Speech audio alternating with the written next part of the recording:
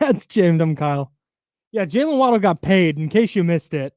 3 years, $84.75 million, $76 million guaranteed. We don't have the structure of the deal yet, so we don't know exactly what it looks like.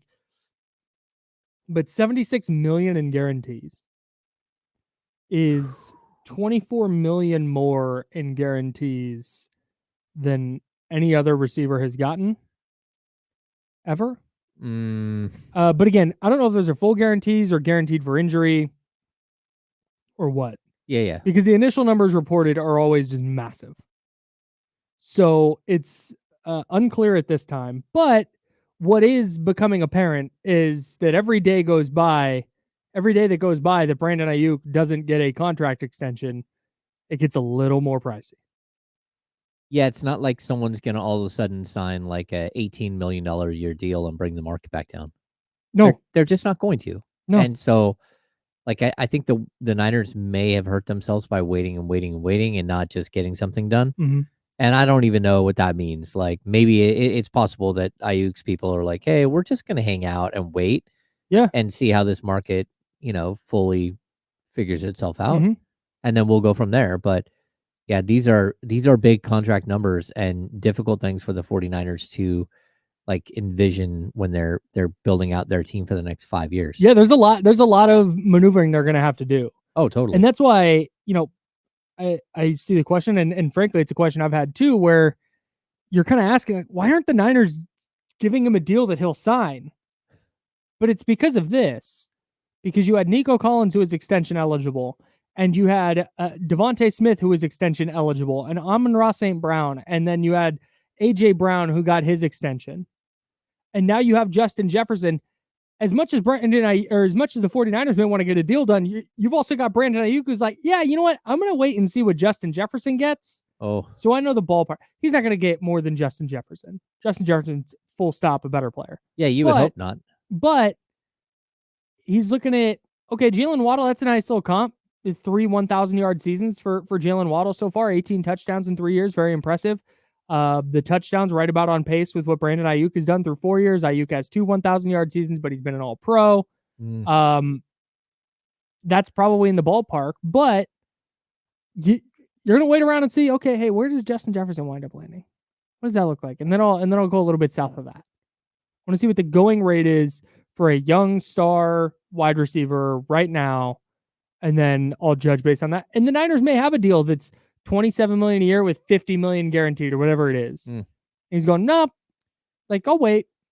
Yeah, I think at some point, like, you have to figure out what it is you're going to do here and just like push forward. Because what you can't do is keep like hoping that something different will happen if you're the 49ers. Mm-hmm. And Aiyuk, it's like his people, they're smart to wait. Like at this point, you've seen how the market just, not only has it changed, but it's solidified itself. And I think for me, it's one of those things that, you can't envision this team without him like 3-4 years from now. He's going to be one of the most important players on this team as this team changes its age arc and as guys age out of the league. And you notice with Devontae Smith and to a lesser extent A.J. Brown, with Jalen Waddle, and to a lesser extent Tyreek Hill, with, who am I missing? Nico Collins. Oh, yeah. These are all top receivers for young quarterbacks who are going to get paid or going to be franchise quarterbacks. Tua Tagovailoa, whether you think he's getting paid or not, he's going to get paid. And if you're the 49ers and you're looking at Brandon Aiyuk, you have a young quarterback outside of like Fred Warner. This is the position I'm operating from when I talk about the 49ers need to pay Brandon Aiyuk. Mm-hmm. Outside of it, because they're going to pay Brock Purdy, Nick Bosa, and Fred Warner for the next 3 years, everybody's expendable to keep Brandon Aiyuk. Flat out.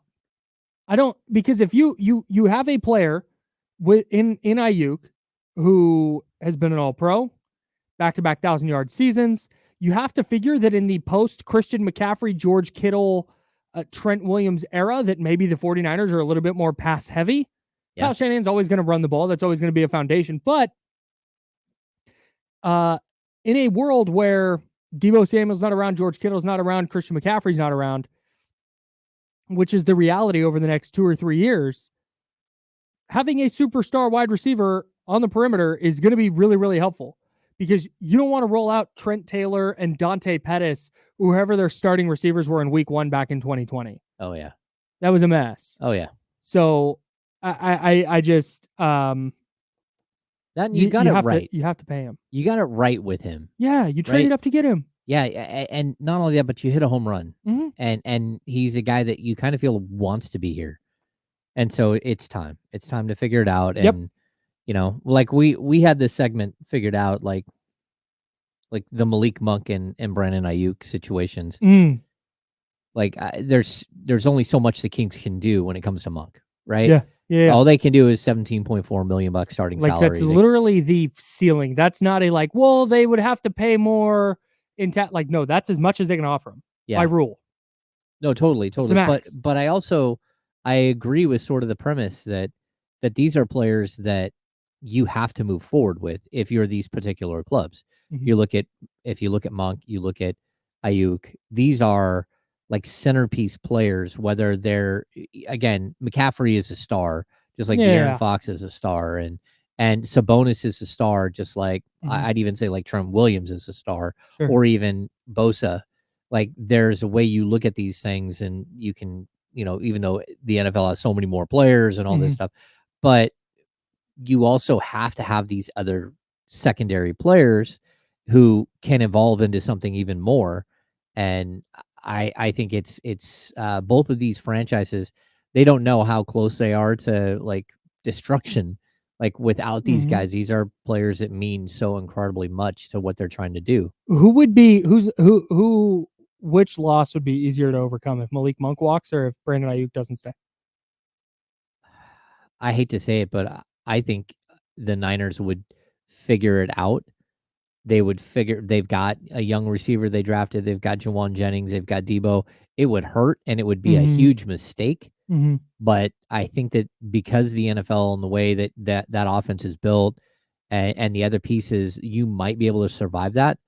I don't know how the Kings would survive not only, losing Monk the player, but Monk the personality. And then where do you go from there? Because you're entering an offseason where you don't have a bunch of mechanisms to add additional players. Yeah. You can package and trade players and trade picks and all that stuff, but you don't have like cap space. You don't have a bunch of exceptions that you can just go crazy and sign a bunch of dudes all over the place. So I think it just puts you in a weird situation if you're the Kings. And also you're losing one of your top 3 players. How do you find another guy who's going to fit in the top 3, maybe top 4 of your rotation without like gutting half your team? And that's tough. I think I'm inclined to agree, but I think I'm basing that off of this year. I would be interested in 2 years to see how I felt about that. Okay. Because if Brandon Aiyuk is walking and you're getting a just diminished, like Deebo Samuel is going to be 30 in a couple of years. You're getting a diminished version of Deebo Samuel. You're either getting a diminished version of or losing Christian McCaffrey. Like you run the risk if you let Brandon Aiyuk walk of having, like I said, Dante Pettis or Danny Gray or Ronnie Bell, like that level of player at receiver for your young quarterback. Yeah, that's who tough. Doesn't have Trent Williams on his blind side anymore and doesn't have Christian McCaffrey warping defenses and doesn't have George Kittle and Kyle Juszczyk. Like that's the reason I think if you're going to make the case for Aiyuk, I think that's it. Yeah. Where you're betting your franchise, you're betting the future of your franchise on Brock Purdy. The Kyle Shanahan, John Lynch thing, they got a pass for the Trey Lance debacle because they fell backwards into Brock Purdy with the last pick of the draft. Yeah. And it turns out that Brock Purdy can play a low quarterback. So they got a pass for a move that would have gotten most head coach GM regimes fired. But this time, if you're paying Brock Purdy and that's going to be your $55 million man, that's it. That's your bet. Mm-hmm. And you're letting his top target walk? The guy who's going to be with him in 3 or 4 years? who's going to be with him the bulk of his career. Yeah, like that's that. While he's establishing himself Yes. for the next like 8 years, this is the guy who should be his number one target, his number one reliable player that he's with. Yeah. Yeah, so I'm with you. Yeah, but to your point, I would trust the 49ers. If let's say they both leave.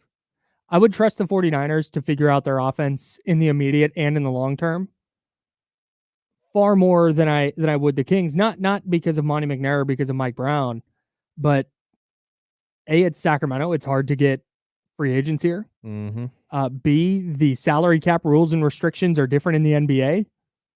And I think the Niners would have, just to kind of back up your point, an easier time over the next 2 or 3 years figuring out how to survive without Brandon Aiyuk. Whereas if Malik Monk walks, it's kind of like, well, hope D'Anthony Melton can do something. If you can get him. If you can get him, right. Or can you get Bones Highland? Yeah. And then you need him to develop into that kind of player. So, yeah, I think that Malik Monk would be the tougher player to replace. But that's, I mean, I think you could pretty easily make a case for either one.